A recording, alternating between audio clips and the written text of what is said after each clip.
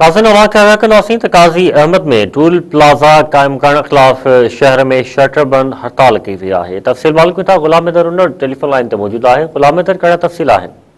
जी बिल्कुल काज़ी बाईपास एक भेरो ॿीहर गैर कानूनी टूल प्लाज़ा कायम करण खिलाफ आवाज़ उथारण लाइ इंसान दोस्त वेलफेयर काज़ी अमन जे अॻुवान एडवोकेट हफ़ीज़ रहमान जूने जे तरफ़ां कयल शटर डाउन हड़ताल जे ऐलान खां पोइ काज़ी अमन शहर जे मुकमल शटर डाउन हड़ताल काज़ी अमन जे मेन कारोबारी मरकज़ शाही बाज़ार, रेडियो बाज़ार, आफ्ताब मार्केट, राहू मार्केट, पुरानी शाही बाज़ार, मलंग market, Resham Gali, Dargah road, Sardar market, Jamal Shah road, Dena road, main road, Nagar Naz market ऐं ॿियो कारोबारी मरकज़ बंदि रहिया। मां तव्हांखे ॿुधाईंदो त एहतिजाजी हड़ताल जे काल खां पोइ काज़ी अमन जे सिंध यूनाइटेड पार्टी पीपी शहीद भुट्टो तहरीक इंसाफ़ ऐं ॿियूं जेके जमायत इस्लामिया केतिरियूं तंज़ीमुनि तरफ़ां इन जी हिमायत कई वई आहे ऐं उन खां पोइ अधु कलाक खां पोइ हिकु रैली कढी वेंदी, जेकी रैली शहर जे मुख़्तलिफ़ चौक खां थींदी, तालका प्रेस क्लब ते पहुचंदी।